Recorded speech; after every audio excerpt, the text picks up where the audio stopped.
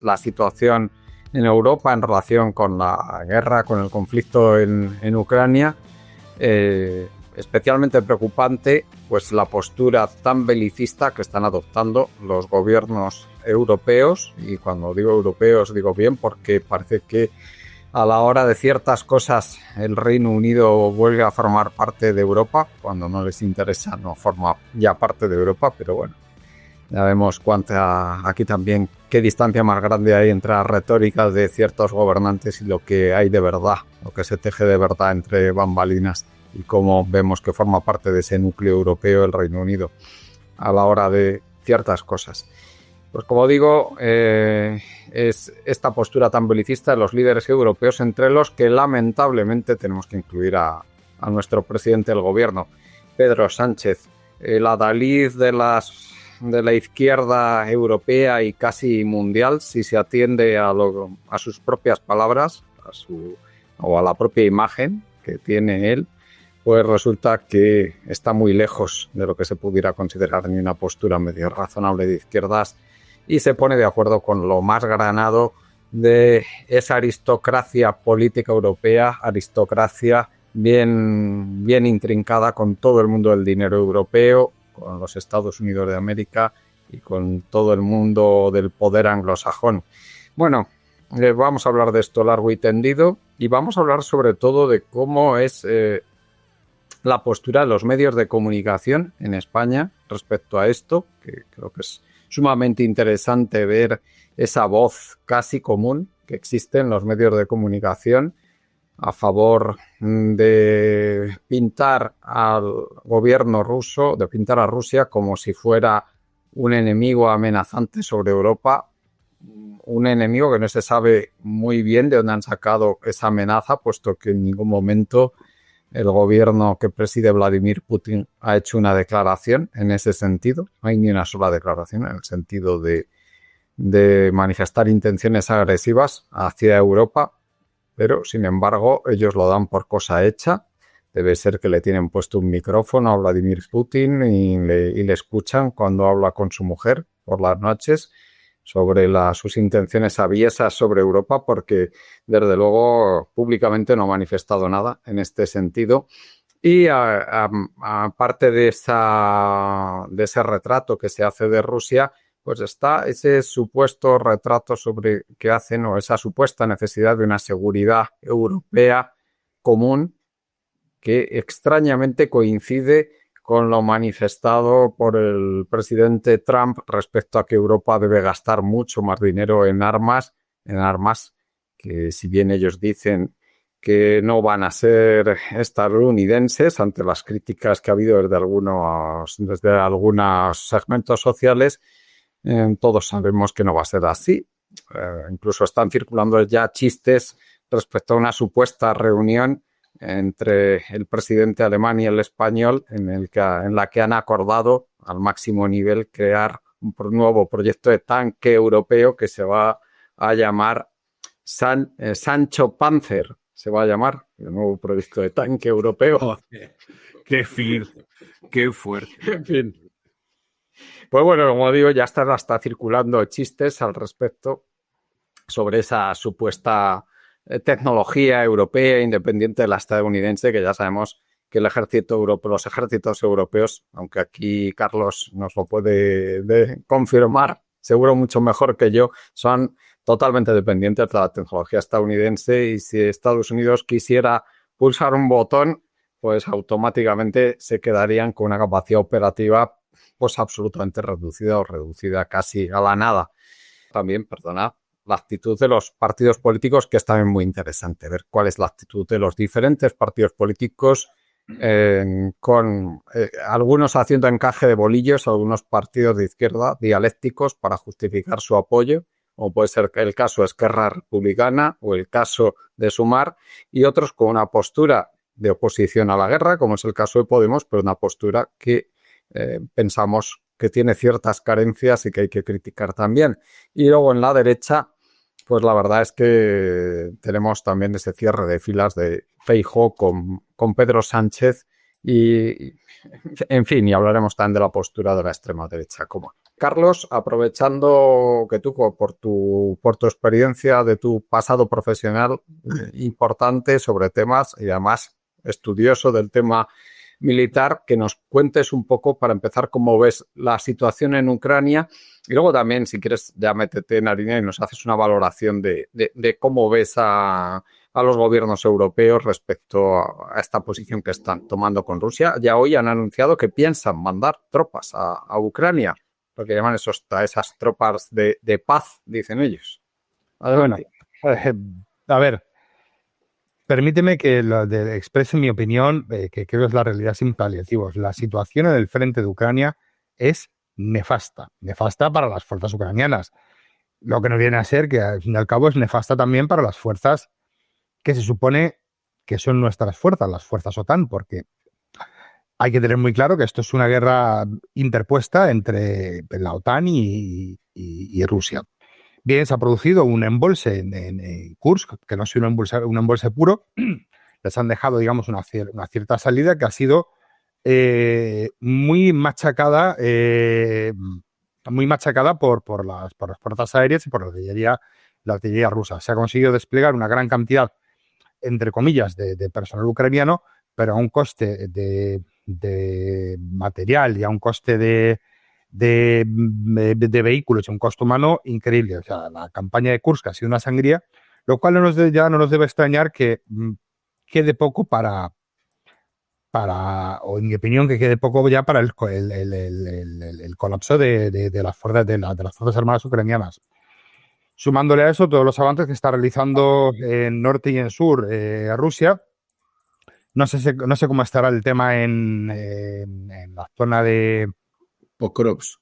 Efectivamente, en la zona de Pokrovsk, pero bueno, que parece ser que están colapsando los frentes, están avanzando en unidades muy pequeñas, que es el cambio de estrategia de que ha supuesto esta guerra a las fuerzas rusas.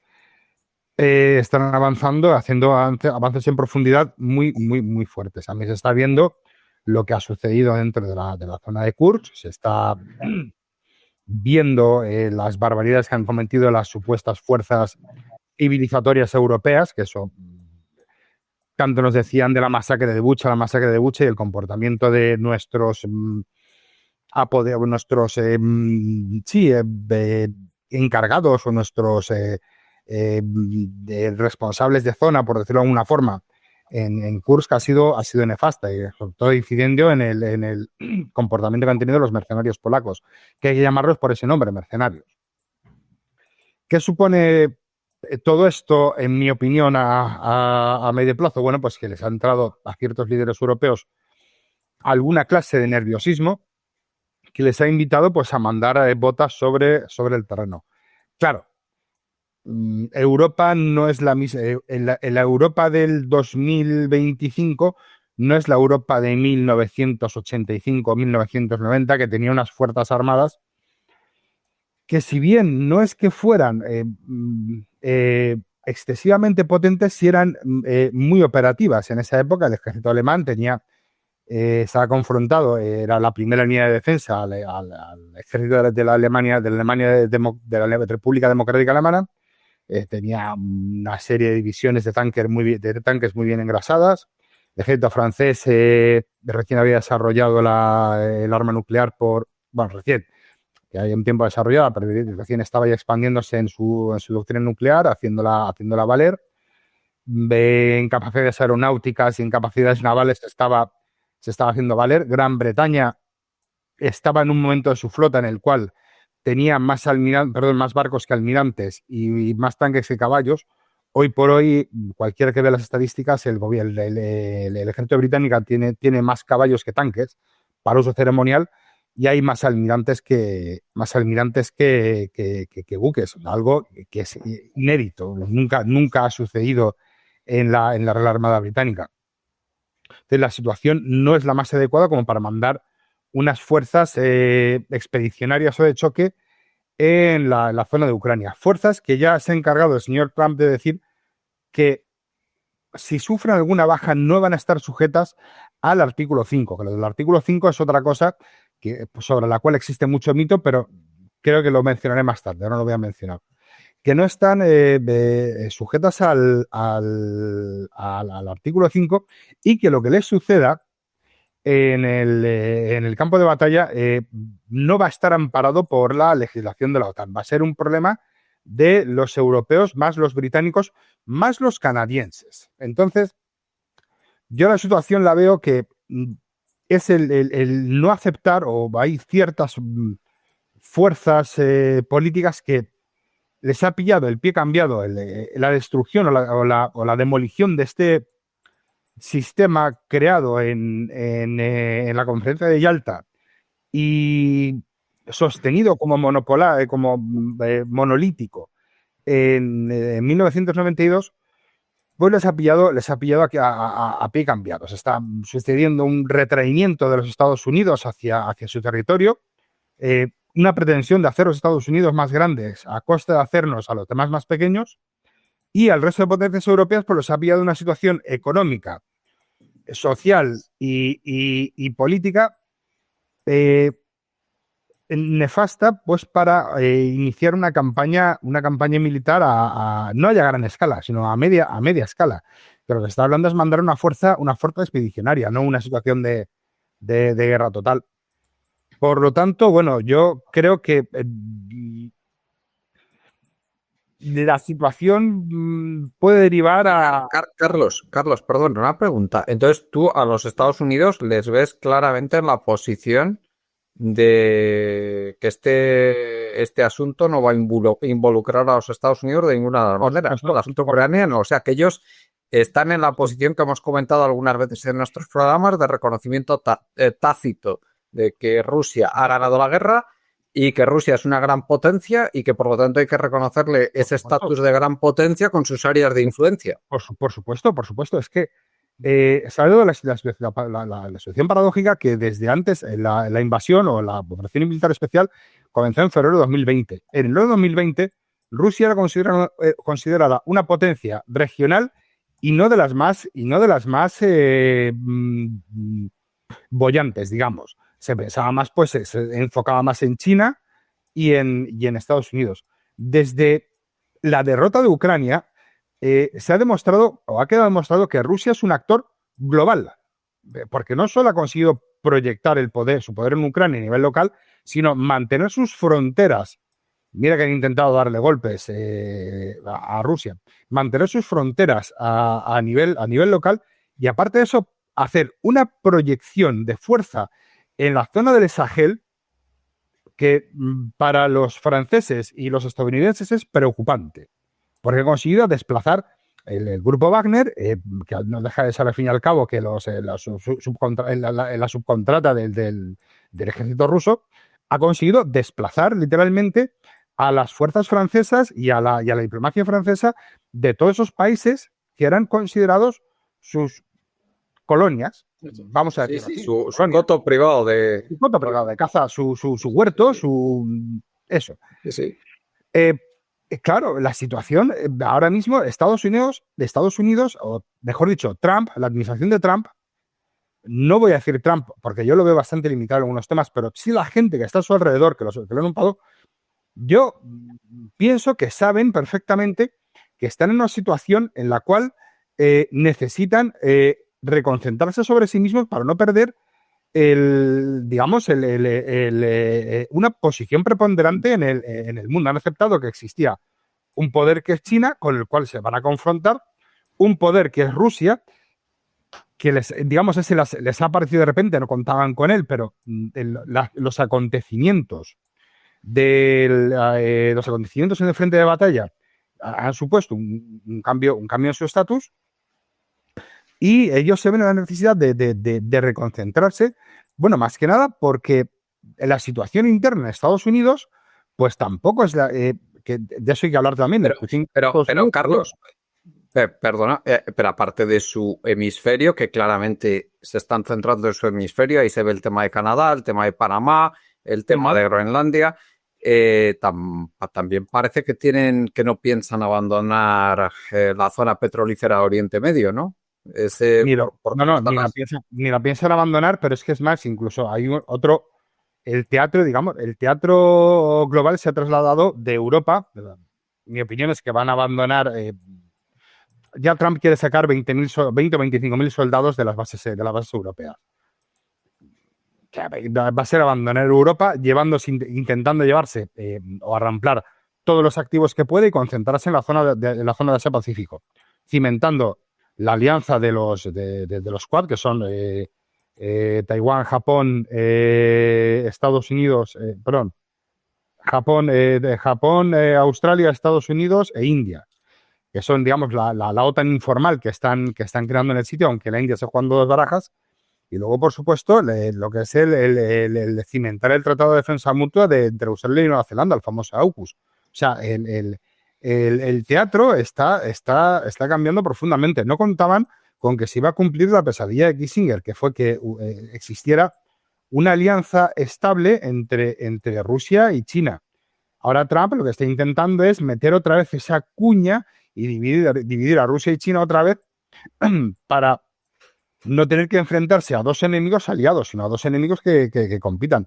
Pero está claro que lo que está intentando por todos los medios el Departamento de Estado norteamericano, digamos, el establishment norteamericano, es retraerse sobre sí mismo, cimentar o reforzar sus infraestructuras, su economía y su sociedad, para luego intentar prevalecer como un factor importante, como un polo importante dentro del orden mundial. Europa también tiene precisamente esos problemas. Voy a adelantarme un poquito, es lo último que voy a decir. Están pretendiendo inyectar un montón de dinero para la creación de un ejército, etcétera. Con eso puedes comprar cacharritos muy caros, lo que tú digas, tal. Al final pasa, pues la pesadilla del tercer mundo. Inviertes muchísimo dinero en comprar cacharros muy caros, pero luego no inviertes un duro en su mantenimiento y los aviones se caen, tienes que canibalizar. Lo voy a decir, yo he visto aquí canibalizar un sonar para 4 cazaminas y canibalizarlo de uno a otro. O sea, eso es lo que sucede cuando se hace un programa expansivo de defensa sin tener en cuenta, digamos, un sistema logístico que lo avale. O sea, tal. Y luego lo más preocupante es que hoy por hoy, a nivel demográfico, me parece que en España estamos a 1,9 hijos por mujer, cuando lo que... No, 1,1. Más a mi favor. Cuando lo imprescindible para la reposición poblacional es 2,1 hijos por mujer.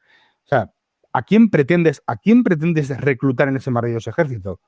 Crear el tercio de extranjeros, como decía el Jordi Évole, que van a venir recién bajados del avión de América Latina y le van a dar un fusil y vas a meter en el tercio de extranjeros, ¿o qué? O sea, no se sostiene, pero es que este mismo problema lo tiene Francia, lo tiene Italia, lo tiene Alemania y lo tienen todos los países de Europa. No puedes porque esto no lo podemos llamar una política de defensa. La política de defensa es más que crear un ejército, es una política de rearme militarista. Pero claro, falla lo más básico. ¿A quién vas a armar? ¿Me vas a armar a mí, que tengo 48 años? Bueno, 47 años. No, hombre, o sea, no se sostiene por ninguna parte. Y este es el análisis en sí de cuál es lo que yo veo, cuál ha sido lo que ha supuesto la situación en el frente ucraniano y lo que está suponiendo a nivel internacional. Pues simplemente que no se esperaban que Rusia prevaleciese. Ha prevalecido y ha cambiado el tablero internacional. Sí. Por cierto, has tocado un tema muy interesante que no va a ser para este programa, pero que tomamos nota para otro, que es el tema de la política interior. ¿Cuáles son los planes en política interior de los Estados Unidos? Para los propios Estados Unidos, que van mucho más allá de cambiar política económica, de recortar. No, ellos lo que pretenden es un cambio social total en el sentido cristiano. Lo último que he leído es que su mayor pretensión es la creación de un etnoestado WASP, que no es una pretensión nueva, pero de vez en cuando vuelve a resurgir. Pasa que está en el mejor momento un etnoestado WASP en todo Estados Unidos, en la cual todo lo que son los elementos de raza negra, nativoamericanas, hispanos, etcétera, vayan poco a poco siendo empujados a la periferia hasta su desaparición. Pero Es que es Bueno, increíble. Espera un pan. sí, más interesante todavía esa visión de que hay que volver a lo que eran ese cristianismo conservador de toda la vida y acabar completamente con el posmodernismo asociado al Partido Demócrata en las últimas décadas. O sea, quieren acabar con él, eso está claro, y quieren volver a lo anterior. No sabemos si lo van a conseguir o no, pero desde luego que ese es su plan, estamos seguros, ¿sí? Porque lo han manifestado. Recomiendo mucho, por cierto, voy a recomendar un libro que es el que escribió cuando se había graduado muy recientemente en Yale, el vicepresidente Vance, que se llama Hill by Elegy, no está traducido al español. Ha sido un bestseller en los Estados Unidos. Ha vendido casi 2 millones de copias, que es una barbaridad incluso para la magnitud de los Estados Unidos. Y en él se ve muy bien cuál es la forma de pensar que tiene la administración Trump, aunque luego su pensamiento ha ido evolucionando más desde que escribió este libro hace ya casi 10 años, pero bueno, se ve perfectamente cómo piensan y es básicamente eso, el pensamiento cristiano clásico de toda la vida, es lo que tienen, ni más ni menos, y hacia ello quieren ir. Bueno, pues Diego, te voy a pasar la palabra para que nos cuentes un poco cómo ves, después de esta magnífica introducción que nos ha hecho Carlos, cómo ves la situación respecto a Europa. Si quieres, puedes ya tocar, si quieres, otros aspectos, por supuesto, de cómo es la prensa, cómo está la prensa española, cómo están los partidos políticos españoles, cómo están reaccionando. Venga, adelante. La verdad es que ni yo mismo doy crédito de lo que estamos viendo. Me parece que es una situación que no se explica la actuación en particular de los políticos europeos, porque bueno, yo puedo entender que Estados Unidos tenga una estrategia, un interés, etcétera, pero esta militancia de repente de todos los partidos políticos europeos y de todos los medios de golpe y porrazo todos a la vez me parece increíble, ¿no? Yo, en primer lugar, quisiera hacer un pequeño repaso de datos, si mal no recuerdo, respecto al tema este del gasto militar. Creo que toda la Unión Europea está en torno a 300.000 millones de gasto militar anual, ¿no? Reconocido por la propia Comisión Europea, que está por encima de lo que gasta China. Entonces, y como ha dicho el compañero antes, tengo entendido que la mayoría se invierte en maquinaria enorme, que después no se puede conservar y que se tiene que inutilizar sin ni siquiera llegar a usar. Entonces me parece que no veo una justificación realista o creíble en toda esta propaganda para la compra de armas, que creo que pues sencillamente es una nueva forma de trasladar plusvalía, beneficio hacia las grandes empresas y sobre todo a los grandes fondos de inversión y demás que tienen la propiedad de muchas de las armamentísticas y de los créditos que van a pedir para comprarlas, ¿no? Y la verdad es que es sorprendente cómo, entonces, bueno, yo puedo entender que Estados Unidos tenga intereses en hacer todo esto, pero no veo cuál es el motivo, no creo que, como habéis dicho, nos conste ninguna amenaza por parte de Putin concreta para invadir Europa ni para atacar. No se entiende cómo todos han dado por hecho de repente, sin ninguna base concreta.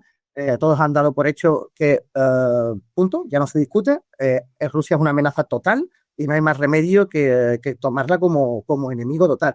Y fíjate que yo veo tanta unidad de pensamiento y tanto pensamiento único en esta materia que es que no puedo evitar acordarme incluso de 1984, del libro, porque yo siempre he dicho que a mí en ese libro lo que más me llamaba la atención, porque siempre he pensado que la clave no era tanto para controlar a la gente, no era tanto en los mecanismos de control de pensamiento, sino en primer lugar la existencia de un enemigo con una total. Entonces, de repente, como no veo ninguna base para que todos los medios de comunicación, todos los partidos políticos coincidan en que Rusia de repente es una amenaza existencial tan apremiante que no queda más remedio que meterse a una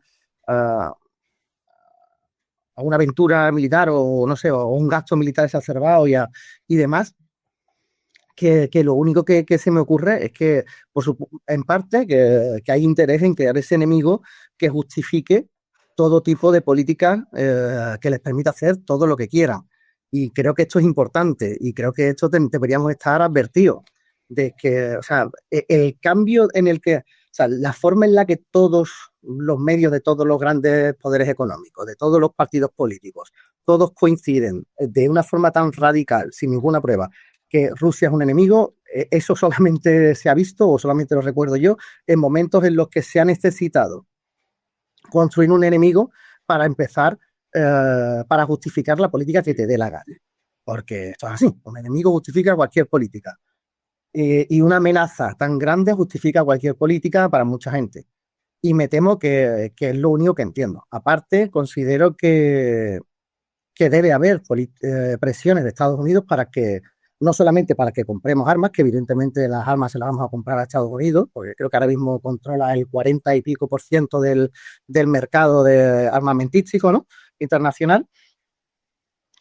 Aparte de que evidentemente Estados Unidos va a ganar muchísimo con esta carrera armamentística europea, que además ya todo el mundo dice carrera armamentística, que vemos incluso eslóganes, ¿no?, ya para justificar esto que va a pasar o que quieren hacer. Y bueno, también quería decir una cosa, y entiendo el interés de Estados Unidos, pero de verdad que la única manera que puedo entender el consenso absoluto y radical de todos los medios y todos los partidos políticos de Europa mayoritarios, es lamentable la posición de algunos medios, de algunos partidos de izquierda o medio de izquierda o no sé qué, que no se entiende, que no hay un pronunciamiento claro. Particularmente creo que Sumar ha evitado de todas las maneras posibles tener que pronunciarse. No conozco ahora mismo la postura de Izquierda Unida ni de Podemos, pero bueno, he visto un par de artículos en materia de Sumar y no entiendo cómo no puede tener un pronunciamiento decidido. Me parece muy curioso que sea más fácil demonizar a Estados Unidos por los aranceles, atreverse a cuestionar esta nueva verdad absoluta armamentística y militar, y me parece algo muy preocupante. En cuanto a los medios, siempre me acuerdo de la normativa que existe en España de medios, ¿no?, de los medios audiovisuales, la ley de medios audiovisuales y demás, que dice que los poderes públicos tendrán que garantizar que exista pluralidad en los medios. Y cuando uno ve Sí. cuando uno ve que no es que no exista pluralidad, es que no existe ni una voz discordante con mediana fuerza. Todos los medios que se destinan por lo público y por subvenciones, publicidad institucional, etcétera, y que no haya ni una voz con mediana fuerza, hay gente que intenta, ¿no?, lógicamente, entiendo que muchos, pero este mandato de pluralidad y esta obligación de buscar de garantizar la pluralidad en los medios, pues tenemos aquí un nuevo ejemplo de que cuando interesa no se cumple, o bueno, no se cumple casi nunca. Uh-huh. Sí, la verdad que es tremendo lo que está pasando en los medios de comunicación. Bueno, Pedro, ¿qué valoración nos puedes hacer desde el último programa que ya interviniste, esta nueva intención de mandar una fuerza expedicionaria ahí de paz a Ucrania, por ejemplo, a pesar de las reiteradas advertencias, no amenazas, que ha hecho Rusia sobre lo que le puede pasar a las tropas que mandemos allí? Me parece un poco loco, ¿no?, esto que está haciendo. O sea, siguen buscando el que haya un problema con Rusia, las fuerzas europeas, cuando el tema de Ucrania, yo creo que a la vista de cómo están las cosas, el camino está bastante claro, ¿no?, que Rusia quiere alcanzar los objetivos militares que se había propuesto desde el principio, y una vez que los haya alcanzado, pues firmar un acuerdo de paz, lógicamente, pero con una Ucrania neutral y una Ucrania en la que las fuerzas de ultraderecha pues hayan salido del gobierno y en que haya elecciones pues con las fuerzas de izquierda en las listas electorales, que recordemos que están prohibidos los partidos de izquierdas ahora mismo en Ucrania, que los ha prohibido este maravilloso demócrata. Pero eso es algo que solamente lo reclamamos pues 3 o 4 personas de izquierda en Europa Occidental. Es decir, eso no lo reclama Sumar, no lo reclama Podemos, no lo reclama el Partido Comunista de España, no lo reclama Macron, no lo reclama nadie. Vamos, no lo reclama ni Putin. A ver, Pedro, me gustaría comentar una cosa. Y es que... lo de que se legalicen todos los partidos antifascistas en Ucrania. Ah, no lo dice nadie. Eso no lo dice nadie. Lo dice el Partido Comunista de la Federación Rusa, eso sí. Lo dicen fuerzas políticas de la oposición de izquierda en Rusia, porque los primeros partidos de la oposición en Rusia son la izquierda, vamos a decirlo. O sea, no era Navalny, lo siento, ese era un agente extranjero. O sea, el primer partido de la oposición en Rusia es el Partido Comunista. Y si tan preocupados están por la oposición en Rusia, debieran de entrevistar en la prensa española y en televisión española al portavoz parlamentario del Partido Comunista de la Federación Rusa. Es lo primero que tendrían que hacer. Pero bueno, en fin, esto lo digo un poco como provocación porque sencillamente es impensable algo así. No, pero tú has dicho que una de las cosas que habría que hacer es legalizar a los partidos que están en este momento ilegales en Ucrania. Bueno, pues mira, eso no lo dice nadie. Vamos, no lo dice nadie, ni la Internacional Socialista lo dice, porque el propio Partido Socialista es ilegal en Ucrania. Y Pedro, que tenemos una cosa. Y claro que había... Pero ¿cómo se va a fiar Rusia de que los pueblos de cultura rusa, de habla rusa, de mayoría rusa, las zonas de mayoría rusa sigan estando en Ucrania? Es que eso no tiene ni pie ni cabeza. Es que lógicamente tiene que proteger a esa gente que se siente rusa y que quiere pertenecer a Rusia y que se ha manifestado de forma masiva como que quiere pertenecer a Rusia. Bueno, es que eso es... No se trata después de que les han estado machacando desde 2014 y han matado 14.000 personas. Es que ha corrido mucha agua, y no solo mucha agua, bajo los puentes. Entonces, de hecho, uno de los motivos que adujo la Federación Rusa para hacer la intervención en Ucrania fue el deber de proteger, que es algo que está reconocido en el ámbito del derecho internacional y de Naciones Unidas. Es decir, de la misma manera que aquí se ha invocado el deber de proteger en otras ocasiones por parte de las fuerzas occidentales, Rusia también hizo una apelación a ese tema, pero lo hizo desde el momento en que la población ucraniana de habla rusa, que vamos a decirlo así, la población ucraniana de las zonas de la frontera y las zonas del Donbass estaba siendo masacrada. Y cuando los acuerdos de Minsk fracasaron porque eran boicoteados sistemáticamente y se incrementó en el último año las agresiones en la frontera y las persecuciones, bueno, pues entonces Rusia consideró que la suma de elementos, o sea, la persecución a una población que le era afín cultural, lingüísticamente, históricamente, más la cuestión de la propia seguridad, por lo que implicaba que el territorio de Ucrania se convirtiera en una plataforma contra Rusia, eso es lo que les lleva a la intervención. Y respecto de los objetivos, esos objetivos eran, primero, la desnazificación, algo que implicaba, por ejemplo, el desarme y la neutralización de las fuerzas paramilitares incorporadas al ejército que eran abiertamente neonazis, como el caso del batallón Azov y otros, porque hay que decir que como el gobierno golpista de Kiev en 2014 no se podía fiar de sus propios soldados, lo que hicieron fue movilizar milicias y armar milicias que las utilizaron en la represión interna en Ucrania y en la persecución de toda la gente que había resistido al golpe, que no solamente eran personas de habla rusa, también había muchos ucranianos de habla ucraniana que eran antifascistas. Y de hecho, cuando los fascistas salen a la calle, las citas que se dieron para defender, por ejemplo, las estatuas de Lenin en muchísimas ciudades de toda Ucrania, fueron reales, ¿no? Ahí hay unos componentes y unas facetas en esta historia que normalmente se olvidan. Esto fue al principio. Lo que quiero decir es que Rusia ha planteado unas cuestiones. Primero, que el estatuto de Ucrania tiene que ser neutral, en el sentido de que no le otorga seguridad a Rusia el hecho de que Ucrania esté alineada militarmente con un bloque occidental. Sobre todo después de que Occidente, y en ese sentido Occidente me estoy refiriendo a la Unión Europea, decidiera unilateralmente cancelar el sistema de seguridad compartido que regía en Europa. Porque esa es la clave. Tú dices, pero bueno, ¿cuál es el peligro? Lo ha dicho Diego, lo ha dicho Carlos, lo has dicho tú, Juan Carlos.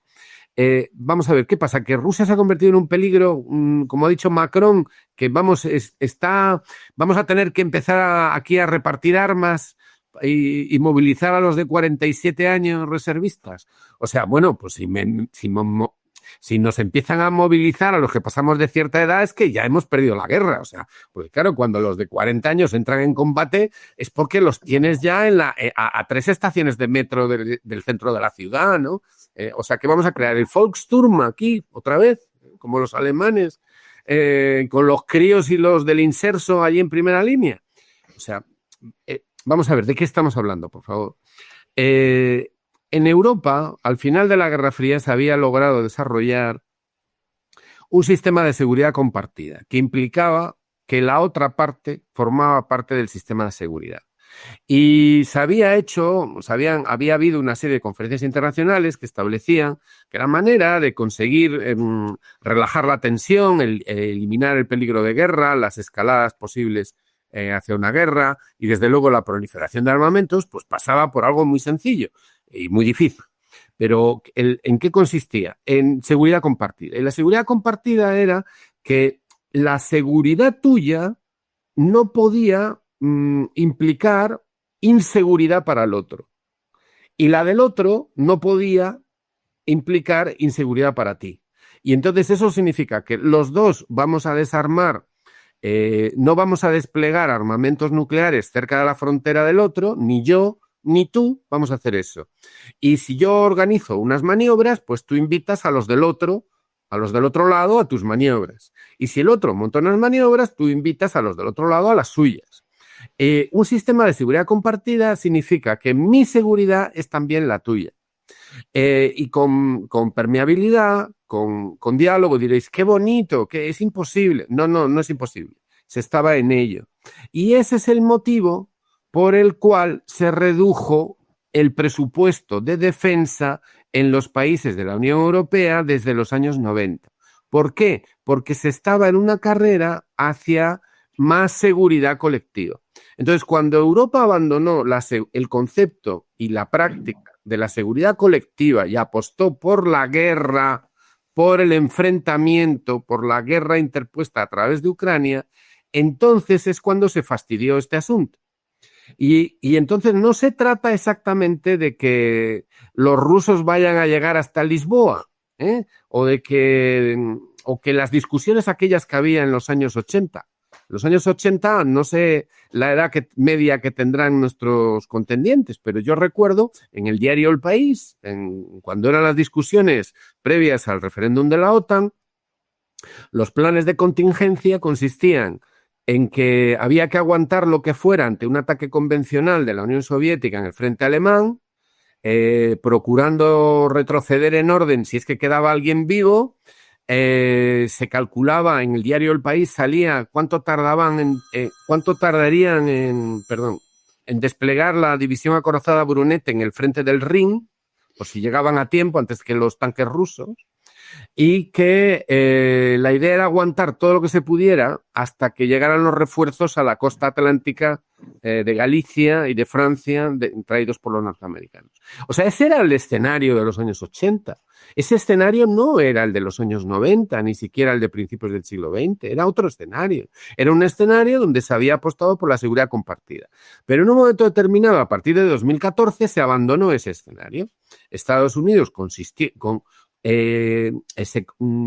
llevaba tiempo diciendo que la manera de conseguir seguridad era llevando el despliegue de la OTAN a la frontera, es decir, incumpliendo todos los principios de la seguridad compartida, y Rusia se ocupó, llevaba 20 años diciendo que por favor que eso no lo hiciera, que ya pasaba con lo de los bálticos. Bueno, aceptamos los bálticos, aceptamos Polonia, aceptamos esto, aceptamos lo otro, pero Ucrania no. O sea, Ucrania ya era demasiado porque Ucrania la tienen encima. Y entonces ha pasado lo que ha ocurrido. Entonces, ¿qué pasa? Que Rusia ahora se ha convertido en un peligro existencial porque van a venir los rusos, nos van a atacar.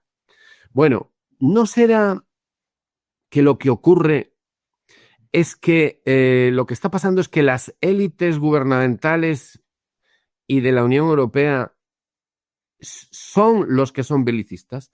¿No será que ellos son los que no quieren un sistema de seguridad compartida?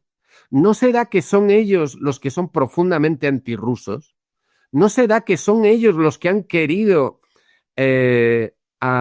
utilizar a Ucrania y sacrificar a un pueblo eslavo como el ucraniano, al que desprecian profundamente, para utilizarlo contra Rusia? Porque lo que se ha hecho al apoyar el golpe de 2014, lo que se ha hecho es llevar a la destrucción a Ucrania. Eso es lo que han hecho.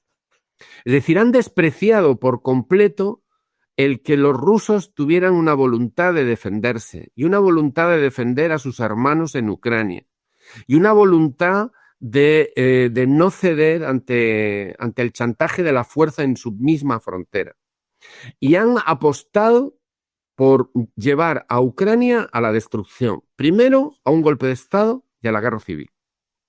Después, a la persecución de todo aquello que no fuera étnicamente o políticamente correcto. Además, ahí no hicieron discriminaciones. Han asesinado a prorrusos, no prorrusos y eslavos de rusófonos y no rusófonos. La persecución ha llegado a gente de habla húngara, a gente de habla de los distintos pueblos caucásicos que viven en el sur de Ucrania. Ha llegado a Tokiski, a todo Dios que se ha movilizado en contra del golpe de Kiev. Han asesinado gente en todas partes y han perseguido a todos. Solamente en el Donbass, cuando se habla de que eran étnicamente rusos, por favor, en el Donbass había gente de más de 20, de casi, bueno, no voy a decir la cifra, pero eran varias decenas de antiguas nacionalidades de la Unión Soviética que vivían allí y que tenían el ruso como un lenguaje compartido.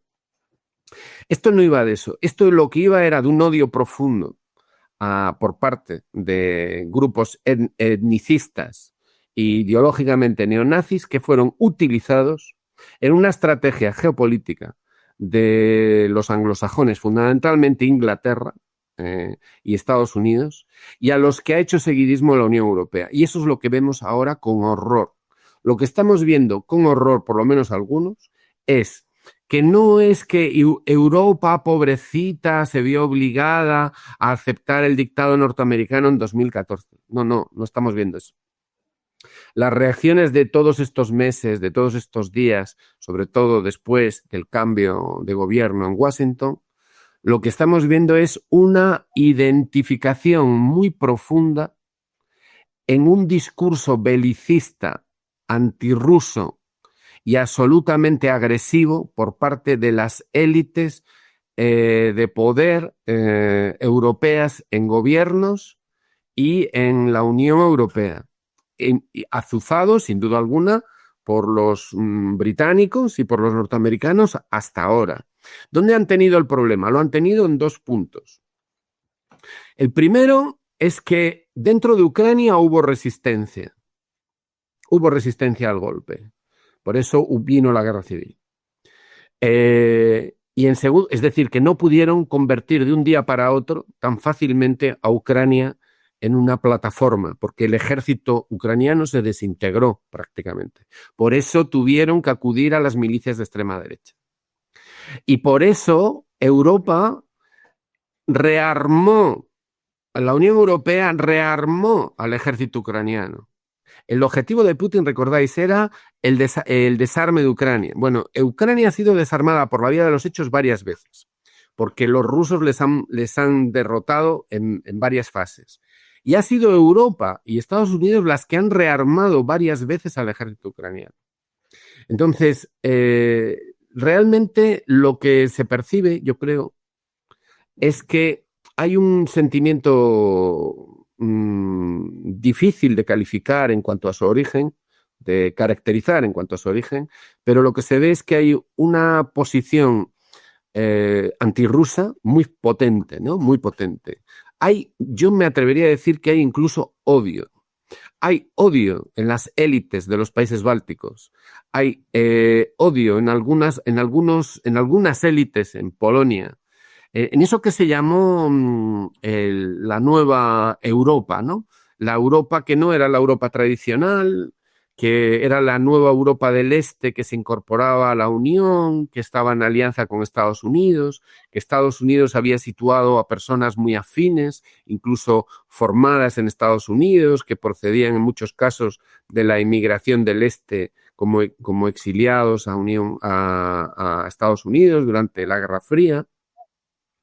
Esa nueva y vieja Europa a la que se refirió, bueno, copiando las palabras de Rumsfeld, Aznar, ¿no? Diciendo que había una nueva Europa que era patriota frente a los rusos, mientras que la vieja Europa, pues Alemania, Francia, Italia y en cierto modo España, pues eran más partidarios de un entendimiento, por aquello que dije de la seguridad compartida, que al fin y al cabo había tenido cierto éxito. Pero los que no querían ningún entendimiento eran los del Este. Eso no habría tenido mayores consecuencias, pero eso ha sido instrumentalizado por Estados Unidos y por Inglaterra. Y claro, ¿qué ocurre? Que ha fracasado esa estrategia. O sea, Ucrania resistió, hubo enfrentamiento interno, hubo rotura del país, hubo guerra civil y la secuencia de acontecimientos, previsible por otra parte, llevó a la intervención rusa. ¿Y qué ocurre con la intervención rusa? Pues que está teniendo éxito. ¿Por qué está teniendo éxito?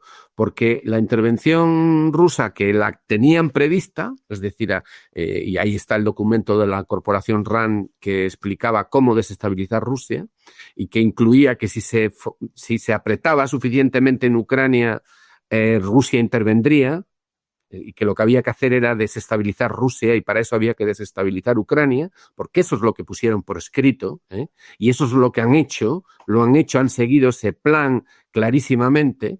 Bueno, pues ¿qué ha ocurrido? Que eso tenía dos fases. Primero, desestabilizar Ucrania, incluyendo la violencia, para forzar a Rusia a una intervención, y es decir, una parte violenta, militar de intervención, utilizando como carne de cañón a los ucranianos, y la segunda parte era la agresión económica, es decir, las sanciones. Se trataba de tumbar a Rusia militarmente con un desgaste tremendo en su frontera y luego, por otro lado, acogotarles económicamente. Bueno, pues lo que se ha demostrado es que Rusia ha sido capaz de luchar y avanzar pese al apoyo masivo de la OTAN y de los países occidentales, hasta el punto de que ahora se ve claramente que están ganando la guerra, y lo que no tenían ni siquiera previsto era que Rusia pudiera soportar las sanciones económicas con éxito. Con éxito, porque le ha ido muy bien la economía, por cierto. Bueno, pues Carlos, no sé si quieres hacer algún comentario en el sentido de, antes de pasar al tema de las residencias de Madrid, algún comentario en el sentido de la posición de los partidos políticos, medios o algo más que añadir sobre este tema. He de decir, hablaré de eso, pero he de decir que primero que la intervención de Pedro me ha parecido magistral. Quería hacer 3 acotaciones con tu permiso. El primero sobre el tema de la seguridad compartida. Esa política de seguridad compartida supuso un cambio en la concepción de la operatividad de los ejércitos europeos. Entonces pasamos de una concepción de la operatividad, y perdón por la redundancia, cimentada en lo que es un desgaste y una producción industrial sostenida, como tú vienes explicado, para contener las fuerzas soviéticas o en el caso de un supuesto ataque a que desembarcasen, se desmorona todo el bloque oriental, se establece una política, digamos, de entendimiento, agresividad con Rusia, y cambia la concepción cambia la OTAN, digamos, cambia la concepción de la OTAN, no solo a nivel político, sino a nivel militar. Entonces plantean nuevos escenarios en los cuales ya una guerra industrial no es tan importante. Y aparece la imagen de lo que se llama el operador. El operador era antes el boina verde. Lo que aquí en España se llamaba el boina verde, el guerrillero, o el SEAL, o el tal, que es un señor que tiene unas habilidades muy específicas de combate, de manejo de vehículos, de despliegue, etcétera.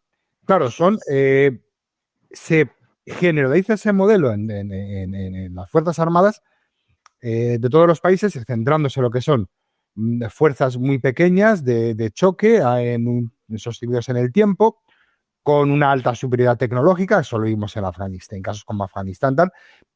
Y la cuestión es que el sistema funciona muy bien a la hora de dar casporrazos a los señores de la guerra afganos, que luego aguantaron, pero claro, funciona muy bien a la hora de enfrentarse con un ejército como el de Saddam Hussein, sobre todo en la Segunda Guerra del Golfo, que le dieron la suya y la de su madre, pero la Rusia ha conservado la visión soviética industrial de la guerra, adaptada a sus circunstancias. Sus circunstancias es que al caer la Unión Soviética se encontraron con una gran cantidad de material que tuvieron que guardar en campas, una gran herencia industrial de producción que mantuvieron bajo control del Estado, pero a nivel de personal y a nivel de presupuesto, lo que hablábamos antes, bueno, pues tenéis que hacer encaje de bolillos. De ese, claro, que son las unidades especiales de batallón, que no deja de ser ni más ni menos lo que en España utiliza en la Segunda República, que era la brigada mixta. O sea, componentes de artillería, de tanques, de infantería, de caballería, etcétera, combinados de tal forma, y han funcionado muy bien en la primera parte de la operación militar especial. Han funcionado muy bien contra el modelo OTAN del ejército ucraniano. Ucrania tuvo que volver dar un paso para atrás en su concepción militar y volver a las viejas estrategias soviéticas, y Rusia desempolvó todo ese material por la inversión. Hay que reconocer que Rusia hizo los deberes en todos los aspectos, otro día hablaremos de eso, en desempolvar todo ese material, ponerlo al frente y hacer las movilizaciones justas para que en la retaguardia no se note que existe una guerra. Claro, esa concepción industrial basada en la superioridad artillera frente a artillera tonta, entre comillas, frente a la alta tecnología que es del bloque OTAN, cuya pérdida de un equipo supone una pérdida económica importante, pues hombre, pues ha arrasado. Y ahí tenemos el resultado, que los ucranianos venían aquí a España a entrenarse y decían: esto está de puta madre, lo que me estás enseñando aquí, despliégate tal, con el fusil, barre tal, pero esto no sirve para la guerra que estamos teniendo. Esto que estés haciendo no sirve para la guerra que estamos teniendo. Y eso es lo que están viendo. Lo segundo, las minorías rusas, etcétera, y eso es completamente cierto. Perdón por lo que voy a decir. Yo personalmente creo que es un poco a Putin se la rasca. Y voy a decir por qué. Porque en los países bálticos hay entre un 18, 15, 20%, según el país, de población rusa habitando desde hace generaciones, y los tienen como ciudadanos de cuarta. Los están tratando peor que ganado. Y estos son países de Europa que se están pasando todos los tratados de la Unión Europea, con perdón de mi lenguaje, por el forro de los cojones, y están tratando a esa población, bueno, pues privándoles de derechos civiles, derecho al voto, derecho a hacer ciertos trabajos. Tienen que renunciar a su identidad rusa para poder ser algo, y aún así. O sea, hay un apartheid digno de Sudáfrica en esos países, aquí al lado. Bueno, pues escucha, la diferencia es que en Ucrania les estaban matando. O sea, esa es la diferencia. Claro, sí, ahí tienes toda la razón. Pero está sucediendo. ¿Por qué se deciden a entrar en Ucrania? Bueno, pues que es que Ucrania siempre ha sido el corazón para entrar en Europa. Cualquier fuerza que mandes a través de Ucrania entra como un cuchillo caliente en mantequilla por Europa. Lo hizo Napoleón, lo hizo Hitler. Bueno, no me voy a repetir de esto, que yo creo que lo he hablado en otro programa tal. Entonces, está claro, se ve claramente que la existencia de Ucrania era la necesidad de crear un estado tapón como fueron Polonia, República Democrática Alemana, Hungría, etcétera, que era poner distancia entre Rusia y Europa en caso de un ataque. Bueno, ¿por qué? Porque en el sur tienes a los montes a la cordillera del Cáucaso, que te protege. En el este tienes a los montes Urales que van de norte a sur. Bien. Y al sur los Cárpatos. Y al sur los Cárpatos, efectivamente. Y al sur la cordillera de los Cárpatos.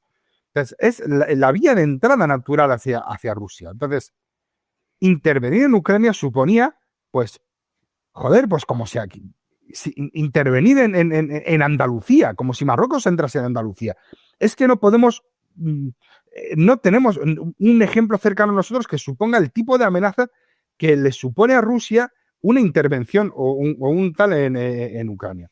Y lo tercero, ya hilando con lo que me has dicho, el tema de los partidos, la reacción de los partidos, yo personalmente creo que todos estos partidos están encantados de establishment. ¿Por qué? Pues por la misma razón por la cual se prometía mucho derogar la ley Mordaza y no se derogó, porque es útil. Toda esta inversión en defensa conlleva reforzar, no solo comprar tanques, aviones, barcos, etc. Supone reforzar dos puntos importantísimos, que es el aumento de personal militar y el aumento en capacidades de colección de inteligencia, que es el gran problema que tiene Europa. No solo ciberdefensa, sino colección de inteligencia a nivel cibernético, que es algo que se puede utilizar pues para espiar y atacar a Rusia, o se puede utilizar para atacar a nosotros.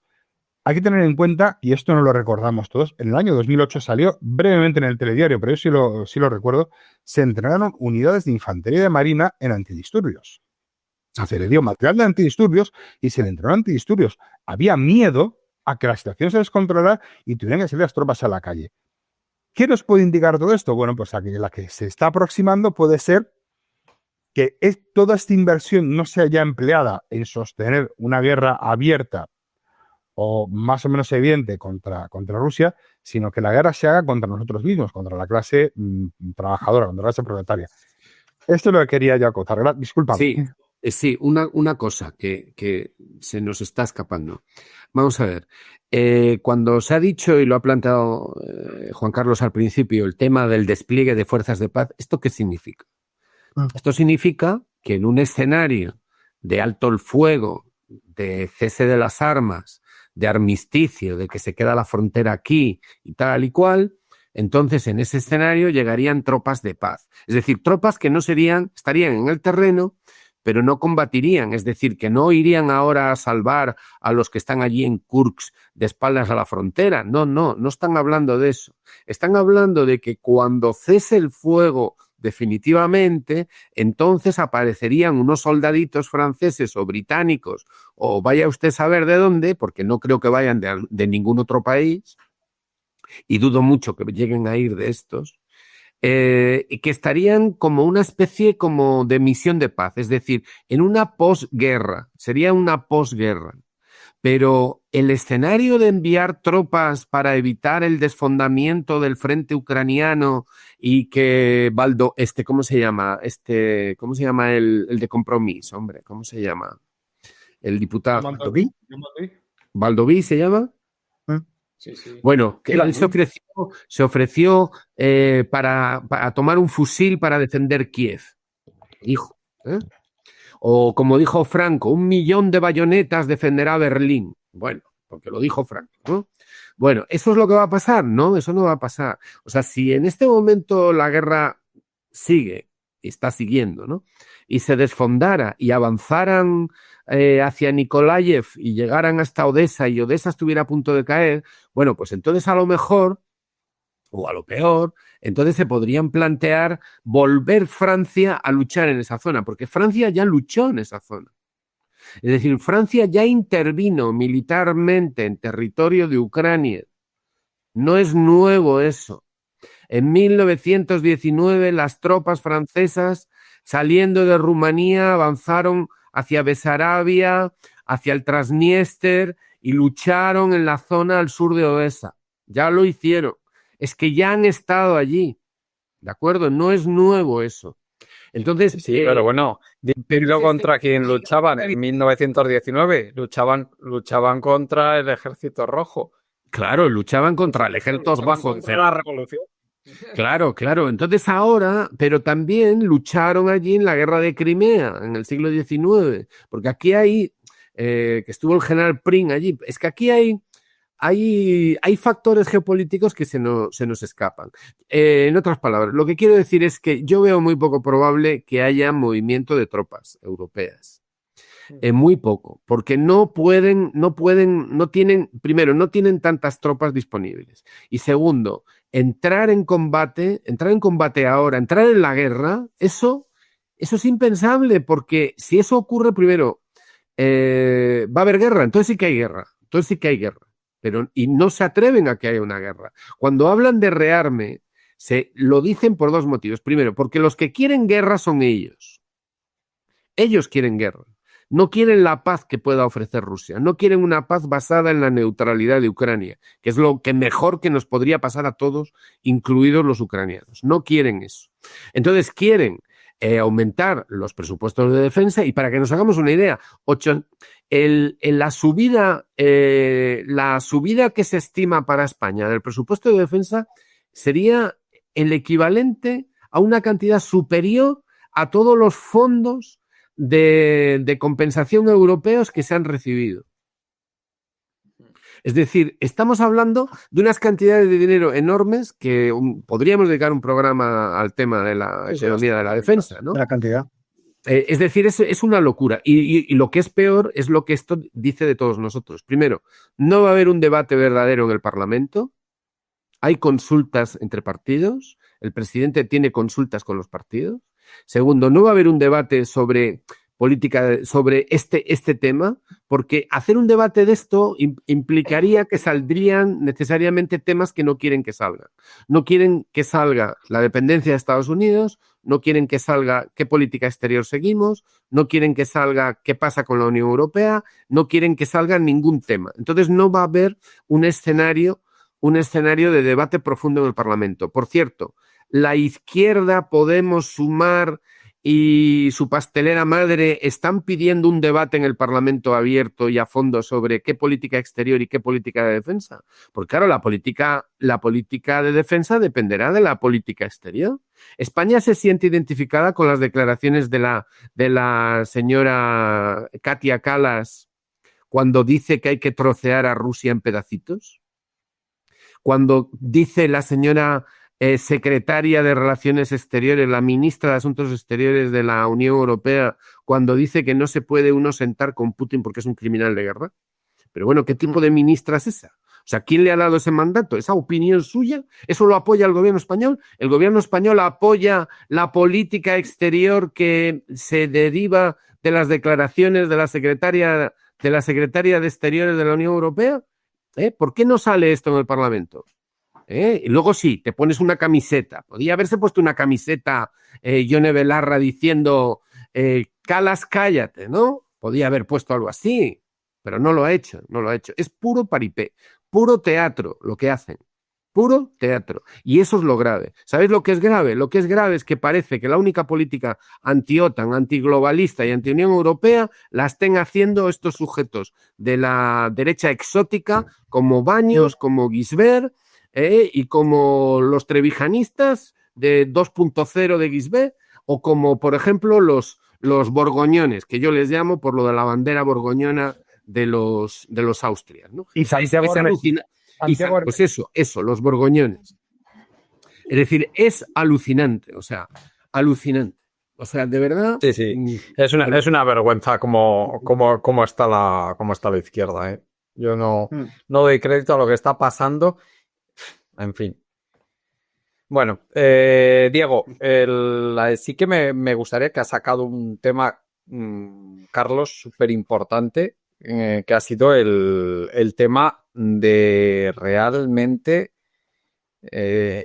contra quién están pensando usar todas estas fuerzas y todas estas armas que se están montando. ¿Qué piensan hacer con las poblaciones europeas para que crean, que yo estoy seguro que lo creen, que les van a hacer falta contra sus propias poblaciones?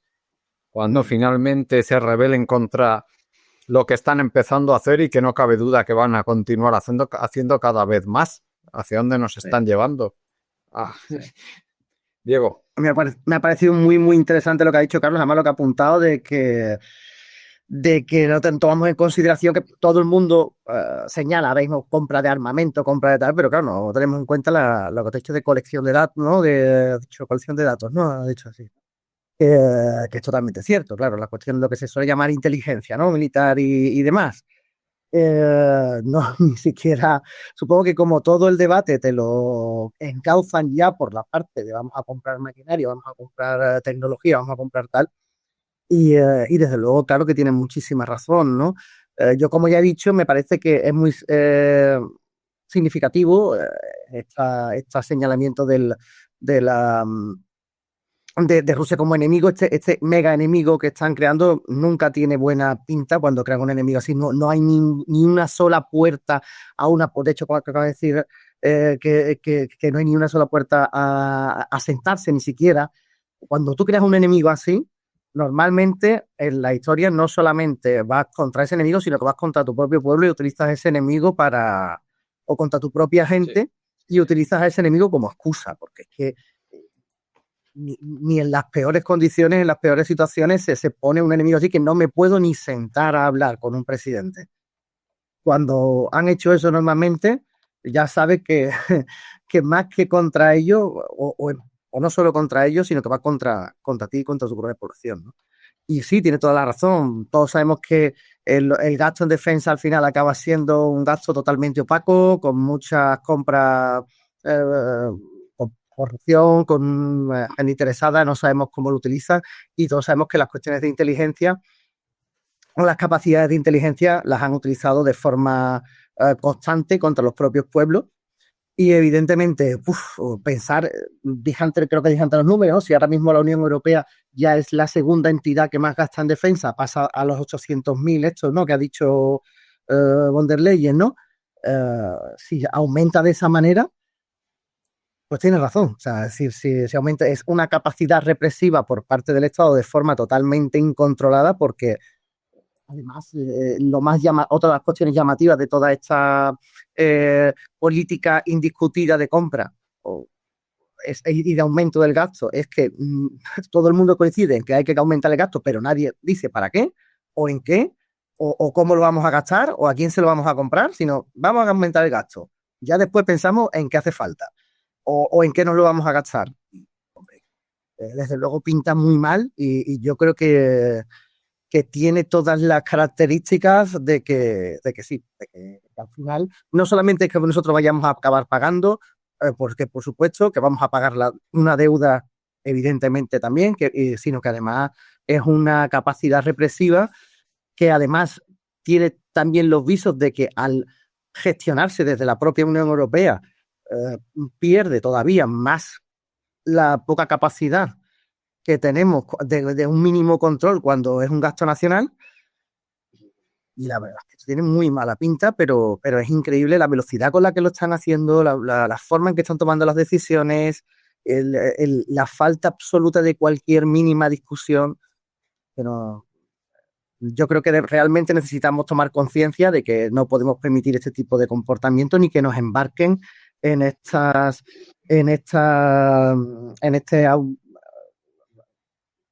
tendencia autoritarista y militarista, porque al final siempre, cuanto más autoritaristas y más militaristas son los gobiernos, más acaban utilizándolo contra los propios pueblos, ¿no? Yo creo que deberíamos estar alerta de lo que está pasando. Sí, Pedro, nos quieres enseñar aquí un mapa. Entiendo que sí, es porque ha comentado alguna cosa Carlos, y entonces, bueno, pues sobre la situación que había en el frente ucraniano, y entonces hay alguna cosa que visualizarla pues puede ser muy interesante porque normalmente no se ve. Mirad, esta es la situación que había. Esto que está aquí en azul es la penetración que hace Ucrania en el frente de Kursk hace unos meses, ¿no? Esta es la situación hace más o menos un mes. Sí, 1 de enero tienes puesto ahí.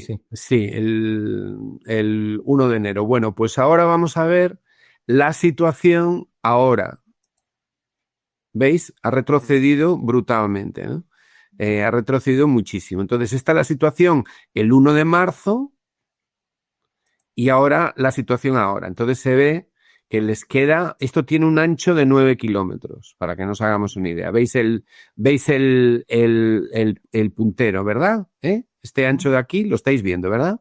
Sí, sí. Bueno, pues esto tiene un ancho de 9 kilómetros.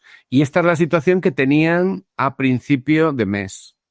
Entonces, bueno, pues ha habido un retroceso brutal. Por cierto, esto que vemos aquí en verde, esto fue la invasión de 2022. Esto fue las líneas de entrada del ejército ruso cuando la operación especial. Entonces, si os fijáis, van siguiendo la carretera. Todo lo que está en oscuro es territorio sin ocupar.